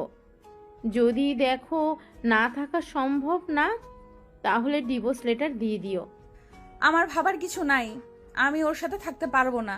নদীর কথা শুনে আয়নের রাগ হতে লাগলো। আয়ান বলতে লাগলো, মন থেকে বলছো নাকি? তুমি বুকে হাত দিয়ে আমার চোখের দিকে তাকিয়ে যদি এই কথা বলতে পারো, যাও, আমি তোমাকে নিজে ছেড়ে দিব। তোমাকে আমি কখনোই ডিস্টার্ব করব না। আয়ন নদীর সামনে গিয়ে হাঁটু গেড়ে বসে পড়ল। তাকাও আমার দিকে। এইসব ফালতু ডায়লগ দিবে না তো। আমি যেটা বলছি ওইটা করো। ওইসব করা লাগবে না আমার। আমি ভালোবাসি না, এটাই আসল কথা। এত নাটক আমি করতে পারবো না। নাটক লাস্টবার করো। আমার দিকে তাকিয়ে কথাগুলো বললে আমি আর তোমার সাথে থাকবো না। আয়ন জোরাজোরি করতে লাগলো। এক পর্যায়ে আয়নের উপরে বিরক্ত হয়ে নদী চিল্লাইয়ে বলে উঠল, আমি তোমাকে ভালোবাসি না। এক কথা কতবার বলবো? হ্যাঁ, তোমার দিকে তাকিয়ে বলছি, কান খুলে শুনে নাও। আমি তোমাকে ভালোবাসি না মানে ভালোবাসি না। তোমার সাথে সংসার করা আমার পক্ষে সম্ভব না। দয়া করে আমাকে মুক্তি দাও প্লিজ। আমার লাইফ থেকে চলে যাও তুমি। নদী কথাগুলো শেষ করতেই আয়ন কিছু না বলে উঠে পড়ল। আয়ন মুখে হাসি রেখা টেনে বলে, ঠিক আছে, মুক্তি দিয়ে দিব। বুঝেছি, আমার সব ধারণা ভুল ছিল। আসলে তুমি আমাকে ভালোবাসো না। আয়নের চোখের কোণে পানি আসতে লাগলো। আয়ন চোখ মুছতে লাগলো। তুলি কিছু বলতে গেলে আয়ন বলে, চুপ করো। আর কাউকে ওনাকে বোঝানোর দরকার নাই। আপু, ঠিক বলছো, জোর করে রাখা উচিত না। আসলে উনি আমাকে ভালোবাসে না, অন্য কাউকে ভালোবাসে। আতিয়া কিছু বলতে যাবে আইন রেখে নদীর দিকে তাকিয়ে বলল, 1 তালাক 2 তালাক। আয়ান কি করছিস? আয়ান এমনটা করো না। আপু, দয়া করে কেউ আমাকে বাধা দিবেন না। 3 তালাক। যান, আপনি আজ থেকে মুক্ত। সঠিক সময় ডিভোর্স লেটার পেয়ে যাবেন। আইন চোখের পানি মুছতে লাগলো। নদীর আম্মু থ হয়ে সোফায় বসে পড়ল। নদীর কানে তালাক শব্দটা ভাসতে লাগলো। নদীর শরীরের শক্তি যেন এক নিমিষেই হারিয়ে গেছে। নদী পাথরের মতো বসে থেকে আইনের দিকে তাকিয়ে থাকতে লাগলো। আইন চোখ মুছতে মুছতে বলে, আপু, আমি এখানে থাকতে পারবো না। আমি আম্মু আব্বুর সাথে একদিন থাকতে চাই। তারপর আমার মন যেদিকে যাবে আমি সেদিকে চলে যাব। কোথায় যাবি? জানি না, এখানে আমি আর থাকতে পারবো না। ওনাকে দেখলে আমার কষ্ট হবে। ওকে, তুই যা আম্মু আবুর কাছে, আমি ঠিকানা বলে দিচ্ছি। আপু, একটা কথা বলবো? দেখো, ভাইয়া ভুল করছে। আম্মুর তো কোনো দোষ নাই। সময় হইলে তুমিও চলে এসো আপু, দেখা করতে। উনি আমাদের জন্ম দিয়েছে। যত রাগ দেখাও না কেন আপু, তুমিও আম্মুকে অনেক মিস করো। যদি কখনো মনে হয় চলে এসো। আর আঙ্কেল আন্টি, ভাইয়া, তুলি ভাবি, আমাকে ক্ষমা করে দিয়েন আমি আপনাদের সাথে অন্যায় করে থাকলে। আরুষ, আফিয়া মামা, তোমাদের অনেক ভালোবাসি। সাবধানে থেকো, মামাকে ভুলে যাও না। আইন আরুষ আফিয়াকে জড়িয়ে ধরে আদর করতে লাগলো আর চোখ মুছতে লাগলো। আইন ওর আপুকে জড়িয়ে ধরে বলল, ভালো থেকো আপু, আর বিআইন ভালো থাকবেন। আজ থেকে আপনি আমার আবারও বিআইন হয়ে গেলেন। আপনাকে মুক্ত করে দিয়েছি। ভুল করলে ক্ষমা করে দিয়েন। আইন চোখের পানি মুছতে মুছতে বের হয়ে গেল। নদীর আব্বু আম্মু চুপচাপ বসে থাকলো। আশিক রেখে নদীর দিকে তাকিয়ে বলল, নেন, তোকে তো মুক্তি করে দিল। এখন সুখে থাক। সব কিছুতে তো নিজের সিদ্ধান্ত উপরে থাকস। আমাদের ক্ষমা কর। আয়ানের সাথে তোকে বিয়ে দিয়ে আমরা বড় ভুল করেছিলাম। যাক, তুই নিজেই তো সরিয়ে দিলি। ভালো করছস। ডিভোর্স লেটার পাঠিয়ে দিস ওকে। আশিক রেগে চলে গেল। নদীর চোখ দিয়ে পানি গড়িয়ে পড়তে লাগলো। তুলি নদীকে ধাক্কা দিতে নদী ফুলরে পড়ে গেল। আতিয়া দৌড়ে গিয়ে নদীকে দেখে নদী অজ্ঞান হয়ে গেছে। আতিয়া রূপা ডাকতে লাগলো। তুলি দৌড়ে গিয়ে পানি নিয়ে আসলো। রূপা নদীর মুখে পানি দিতে দিতে বলতে লাগলো, নদী, এই নদী, চোখ খুলো। কি হলো তোমার? চোখ খুলো। নদী, চোখ খোলো। নদীর জ্ঞান ফিরলে নদী উঠে দাঁড়িয়ে গেল। কাউকে কিছু না বলে পাথরের মতো সোজা সিঁড়ি ভেঙে উপরে চলে গেল। রুমে গিয়ে দরজা লাগিয়ে দিয়ে নদীর জোরে চিৎকার দিয়ে হামা করে কান্না করতে লাগলো। নদী কান্না করতে করতে খাটের উপর হয়ে শুয়ে পড়ে। কান্না করতে করতে বলতে লাগলো, আমার এত কষ্ট কেন হচ্ছে? আমি নিজেই তো তোমাকে বাধ্য করলাম। কিন্তু আয়ান, তুমি আমাকে কিভাবে তালাক দিতে পারলে? তুমি আমার মন বুঝেও কিভাবে লাস্টে এটা করতে পারলে? নদী কথাগুলো বিড়বিড় করে কান্না করতে লাগলো। এদিকে আইন ঠিকানা অনুযায়ী চলে গেল। আইন বাসার সামনে গেলে দারোয়ান আইনকে থামিয়ে দিল। আইন বলতে লাগলো, আমাকে যেতে দেন, আমি এই বাড়ির ছেলে। আইনের কথা শুনে দারোয়ান বডিগার্ড হাসতে লাগলো। দারোয়ান বলে ওঠে, ওই ছেলে, এখান থেকে যা। বিরক্ত করিস না, বেশি বুঝলে পুলিশে ধরিয়ে দেব। কথাগুলো বলে একজন আইনকে ধাক্কা দিলে সাথে সাথে এক গাড়ির সাথে ধাক্কা খেলো। ধাক্কা খেয়ে রাস্তায় পড়ে গেল। গাড়ি থেকে সাথে বের হয়ে দৌড়ে আইনের কাছে গিয়ে তুলে পড়ল। আয়ান, তুমি এখানে? আর ওই আপনারা ওকে ধাক্কা কেন দিলেন? আর একটু হলে কি হতো? দারোয়ান সাথীকে সালাম দিয়ে বলে, ম্যাম, এই ছেলেটা কখন থেকে বিরক্ত করছে? বলে উনি নাকি স্যারের ছেলে। ঠিক তো বলছে, ওই এই বাড়ির ছেলে। সরেন সামনে থেকে। সবাই অবাক হয়ে তাকালো। আইনের পায়ে ধরে ক্ষমা চাইতে যাবে, সাথে সাথে আইন বলে, কি করছেন? আমি আপনার ছোট, আমার পায়ে কেন ধরতে নিয়েছেন? দেখেন, আমি কিছু মনে করি নাই। আপনারা আপনাদের দায়িত্ব পালন করছেন। আইন কথাগুলো বলে সাথে সাথে ভিতরে গেল। সাথীকে আইন ধন্যবাদ দিয়ে দিল। দুজন শব্দ দরজার সামনে দাঁড়িয়ে কলিং বেলে চাপ দিল। কাজের লোক দরজা খুলে দিল। সাথী আইন একসাথে বাসার ভিতর ঢুকলো। বসার ঘরে যেতে সবাই আইনকে দেখে অবাক হয়ে গেল। আইনের আম্মু দৌড়ে এসে আইনকে জড়িয়ে ধরে বলে, আয়ান বাপ, তুই এসেছিস? আমি তো বিশ্বাস করতেই পারছি না। আয়ান, আতি হাসি করে আসে নাই? না, আমি একা এসেছি। আয়নকে দেখে রাফি দৌড়ে এসে আয়নকে জড়িয়ে ধরে কান্না করে দিল। রাফি কান্না করতে করতে বলতে লাগলো, আয়ান বাবু কেমন আছিস তুই? ভাই আমাকে ক্ষমা করে দে ভাই। রাফি আয়নকে জড়িয়ে ধরে কান্না করতে লাগলো। আয়নকে দেখে সবাই এক এক করে আয়নকে আদর করতে লাগলো। আয়ন সবার সাথে কুশল বিনিময় করলো। আয়নের আব্বু বলে, আয়ান আতিয়া আসবে না? আমি জানি না। আচ্ছা আয়ান, চল রুমে গিয়ে ফ্রেশ হয়ে নে বাবা। আয়নের আম্মু আয়নকে নিয়ে রুমে চলে গেল। 5 বছর পর আম্মু আপুরা আসবে না? সবাই আসবে, তোর বিয়ে আর তোর বোন আসবে না, তা কি হয় নাকি? আপু তো আমার সাথে কথা বলছে না। আসবে, চিন্তা করিস না তো, ওই যে এসে গেছে। আয়ন সদর দরজার দিকে তাকালে আরুষ আফিয়া দৌড়ে এসে আয়নকে জড়িয়ে ধরলো। আয়ন ওদের আদর করতে লাগলো। আতিয়ার দিকে তাকাতেই নদীকে দেখতে পেয়ে আয়নের বুকটা কেঁপে উঠল। আয়নের আব্বু আম্মু ভাবি সবাই নদীর ফ্যামিলির সাথে কথা বলতে লাগলো। আয়ন আতিয়ার কাছে এগিয়ে গেলে আতিয়া কিছু না বলে হাঁটা দিল। আয়ন বলে ওঠে, আপু আমি কি করছি? কেন আমার সাথে এমন করছো? 3 বছর ধরে আমার সাথে ঠিকভাবে কথা বলছো না। ওই আপু কি হয়েছে তোমার? দয়া করে আমার কানের কাছে ভ্যান ভ্যান করবেন না। আপনার বিয়ে, তাই সবাই মিলে খেতে এসেছি, আপনার ভ্যান ভ্যান শুনতে আসি নাই। আতিয়া কথাটা বলে চলে গেল। আর নদীর আব্বু আম্মু তুলি আশিকের সাথে কুশল বিনিময় করলো। নদীর দিকে তাকাতেই নদী মিষ্টি করে হেসে বলে, অভিনন্দন বিআই। ধন্যবাদ। কেমন আছেন? জি আলহামদুলিল্লাহ, অনেক ভালো। ভিতরে আসেন। আয়ন সবাইকে ভিতরে আসতে বলল। আয়নের আম্মু বলে, আয়ান মামনিদেরকে রুমে নিয়ে যা। ঠিক আছে আম্মু। আয়ন নদী তুলির লাগেজ নিয়ে হাঁটতে লাগলো। দুজন আয়নের পিছন পিছন যেতে লাগলো। তুলি বলে ওঠে, আয়ান, তোমাদের বাসাটা তো বিশাল বড়, এত বড় বাসায় থাকতে ভয় লাগে না? একটু তো ভয় লাগতো, এখন বিয়ে করতে যাচ্ছি, বউ পাশে থাকলে ভয় আসার প্রশ্ন ওঠে না। ও আচ্ছা। নদী তুলি আয়নের পিছন পিছন যেতে লাগলো। আয়ন ওদের রুম দেখিয়ে দিয়ে রুম থেকে বের হয়ে গেল। আয়নের বুকের ভিতর ঝড় উঠতে লাগলো। আর নিজেকে সামলিয়ে নিয়ে ওর কাজিনদের সাথে আড্ডা দিতে চলে গেল। সন্ধ্যের দিকে আয়ন রুমে একা বসে আছে, এক দৃষ্টিতে ফ্লোরের দিকে তাকিয়ে আছে। আয়নের আম্মু ডাক দিলে আয়ন ভাবনার জগৎ থেকে বের হয়ে নিচে চলে গেল। আতিয়া না তাকিয়ে অন্যদিকে তাকালো। আয়ন ওর আম্মুর দিকে তাকিয়ে বলল, কিছু বলবে? সারাদিন রুমে কি করিস? হ্যাঁ, এতগুলা বিআই থাকতে সবাইকে নিয়ে একটু ঘুরে আসতে পারিস না? ওই খচ্চর 4টা তোদের কাজ কি ছিল? আয়নের কথা শুনে ওর এক কাজিন বলে, ভাইয়া আমার দোষ নাই, ওনারা তোমার কথা বলে, সবাই একসাথে যাবে। আম্মু আমি একটু সাথীদের বাসায় যাব। বাবা আয়ান, বউকে কি চোখে হারাচ্ছ নাকি? তুলির কথা শুনে নদী আতিয়া বাদে সবাই হাসতে লাগলো।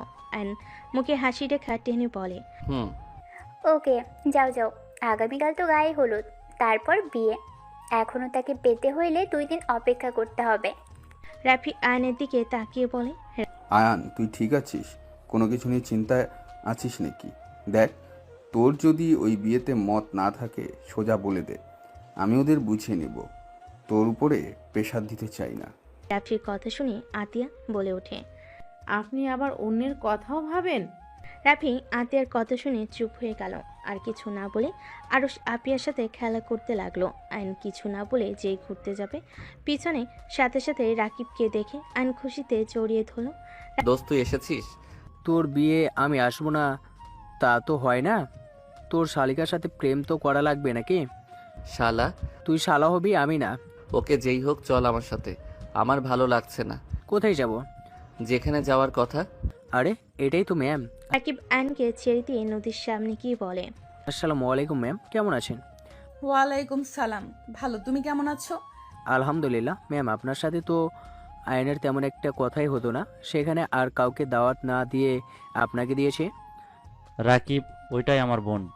আশিকের কথা শুনে রাকিব ভ্যাবাচেকা খেয়ে গেল। রাকিব মুখ ফসকে বলে ওঠে, শালা তুই তাহলে ম্যামের প্রেমে হাবুডুবু খাচ্ছিলি? রাকিবের কথা শুনে সবাই অবাক হয়ে গেল। আইন রাকিবের মুখ চেপে ধরে নিয়ে যেতে লাগলো। আইনকে গাড়িতে তুলে আইন ড্রাইভিং করতে লাগলো। আইন সোজা সাথীদের পাশে চলে গেল। আইনকে দেখে সবাই অবাক হয়ে তাকিয়ে আছে। আইনের ভাবি বলে ওঠে, আয়ান তুমি এখানে, ভিতরে আসো। ভাবি সাথী কোথায়? আয়নের কথা শুনে সবে মিটিমিটি হাসতে লাগলো। আয়নের ভাবি মিটিমিটি হেসে আয়নকে দেখিয়ে দিল রুম। আয়ন রাকিবকে নিয়ে সোজা সাথীর রুমের দিকে নক করতে লাগলো। কে? আমি আয়ান। আসো। আয়ন রাকিবকে বাহিরে রেখে ভিতরে ঢুকলো। সাথী আয়নকে দেখে বলল, তুমি এখানে কেন? আমার লাইফটা নষ্ট করতে নিয়েছো? আবার দেখতে আসলে নাকি যে কেমন দেখা যাচ্ছে বিয়ের পর, কেমন অবস্থা করব? সাথী বাজে কথা বলো না। রাকিব ভিতরে আয়। রাকিব ভিতরে আসে। সাথী রেগে বলে, তুমি এখানে কি করছো? বের হও। এই চুপ করো। শুনো, আমি রাকিবকে বলেছিলাম তোমাকে পটাতে। হ্যাঁ মানছি আমি ওকে লোভ দেখিয়েছিলাম, কিন্তু রাকিব তো তোমাকে সত্যি করে ভালোবাসে। ওই তোমাকে লোভের জন্য ভালোবাসে নাই। তুমি শুধু শুধু ওর উপরে রেগে আছো। শুনো, রাগ জিদ অভিমান করে ভুল সিদ্ধান্ত নিও না, যা সারা জীবন পস্তাতে হবে। আমার কাছে আইডিয়া আছে, শোনো। আমার কিছু শুনতে হবে না। বের হও দুজন। আমার কারোর সাথে কথা বলার কোনো ইচ্ছে নেই। রাকিব সাথীর পায়ের কাছে বসে পা জড়িয়ে ধরে বলে, সাথী, আমি তোমাকে অনেক ভালোবাসি। আমি তোমাকে ছেড়ে থাকতে পারবো না। আমি তোমাকে নিয়ে পালিয়ে যেতে চাই। সাথী, আমার চাকরি হয়েছে। আমি জানি আমি তোমাকে তোমার আব্বুর দামি দামি কিছু দিতে পারবো না, তবে আমি তোমাকে কখনোই কষ্ট পেতে দিব না। আমি তোমাকে সুখে রাখার চেষ্টা করব। প্লিজ তুমি আমাকে ক্ষমা করে দাও। রাকিব কান্না করতে নিলে সাথী নিজের রাগ অভিমান ভুলে রাকিবকে জড়িয়ে ধরে কান্না করতে করতে বলে, আমার কিচ্ছু চাই না, আমি শুধু তোমাকে চাই রাকিব। চলো এখন পালিয়ে যাই আমরা। এই না, এখন না, আমার আইডিয়া শোনো। অ্যান্ড দুজনকে প্ল্যান খুলে বলল। কথা বলা শেষ হলে সাথী বলে, ওকে, এখন যাও দুইজন। আরে বউ একটু দেখি না। শালা, কাকে বউ বলোস? অথুক্কু, বন্ধুর বউ মানে তো আমারও বউ, আর আমার বউ মানে তো তোর ম্যাম। অ্যানের কথা শুনে দুজন হেসে দিল। অ্যান রাকিবকে নিয়ে বের হয়ে গেল। অ্যান সোজা বাসে চলে গেল। অ্যান রাকিব রুমে বসে থেকে প্ল্যান করতে লাগলো। অ্যানকে ওর কাজিনরা ডেকে নিয়ে যেতে লাগলো। ওদের সাথে সাথে গিয়ে আড্ডা দিতে লাগলো। রাতে দুজন রুমে গিয়ে ঘুমিয়ে গেল। সকালে হলুদের অনুষ্ঠান শুরু হলে সবাই নাচ গান করতে লাগলো। নদী আয়নের দিকে তাকিয়ে মুখে হাসি রেখা টেনে আয়নের গালে হলুদ লাগিয়ে দিল। আয়ন নদীর হাত ধরলে নদীর চোখের পানি গড়িয়ে পড়ল। আয়ন টান দিয়ে ঘুরিয়ে হলুদ লাগিয়ে দিয়ে বলে, আরে বিয়াইন আমাকে দিবেন, শুধু নিজেও তো নেন। আয়ন হলুদ দিয়ে হাসতে লাগলো। সাথে ওর কাজিনরা বন্ধুরা হাসতে লাগলো। গায়ে হলুদের অনুষ্ঠান শেষ হয়ে গেলে সবাই আড্ডা দিতে লাগলো। বিয়ের দিন চলে আসলো। 6টার দিকে বরপক্ষ হয়ে রওনা দিল। আয়ন রাকিব ওর বন্ধুরা সবাই বরের ড্রেস পরেছে। সবাই রুমাল দিয়ে মুখ ঢেকে রেখেছে। সাথীদের বাসার সামনে গেটে নামলে সবাই একসাথে ভিতরে গিয়ে বসে পড়ল। অ্যান্ড আস্তে আস্তে ওইখান থেকে সরে সোজা কাজীর কাছে চলে গেল। কাজীকে টাকা দিয়ে রাকিবের আর সাথীর বিয়ে সব কিছু লিখে রাখতে বলল। ওখানে ঠিক করে অ্যান রাকিবকে টেক্সট দিয়ে ওখান থেকে চলে গেল। অ্যান সোজা ব্রিজের নিচে চলে গেল। অ্যান শেরানি খুলে ফেলে দিল আর আকাশের দিকে তাকিয়ে থেকে ভাবতে লাগলো, আল্লাহ, আমার প্রিয় মানুষটা কেন আমার হয়েও হলো না? সাথীর মতো কেন আমাকে ভালোবাসতে পারলো না?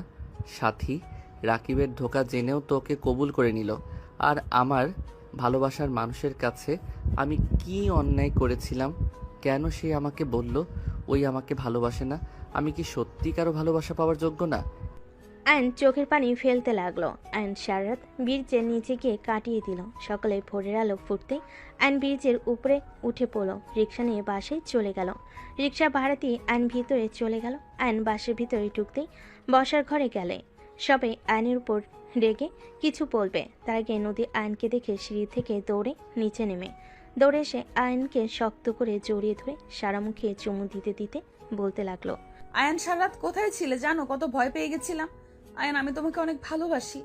আমি তোমাকে ছাড়া কাউকে ভালোবাসতে পারবো না। আমি তোমাকে আমার জীবন থেকে বেশি ভালোবাসি। আয়ান, তোমাকে আমার ভালোবাসতে হবে না। আয়ান, তুমি শুধু আমাকে তোমার আশেপাশে থাকতে দিও, আমার তাতেই হবে। তাও তুমি আমার থেকে দূরে যেও না। নদী কথাগুলো বলে হামা করে কান্না করতে লাগলো। সবাই হতভম্ব হয়ে তাকিয়ে আছে। আয়নের চোখের কোণায় পানি গড়িয়ে পড়তে লাগলো। নদী আয়নকে আষ্টে পিষ্টে জড়িয়ে ধরে বলতে লাগলো, আয়ান, আমি কাউকে ভালোবাসি না। আমি তোমাকে ভালোবাসি। আমার কোনো বয়ফ্রেন্ড নাই আয়ান। তুমি সেদিন আমার পুরো কথা না শুনে সোফায় গিয়ে শুয়ে পড়লে। আয়ান, আমি সেই দিন তোমাকে ভালোবাসার কথা বলেছিলাম। তুমি আমাকে বুঝতে পারো নাই আয়ান। আমি সবার মতো আমার ভালোবাসা আমি প্রকাশ করতে পারি না। তুমি তো আমাকে বুঝেও লাস্টে বুঝলে না আয়ান।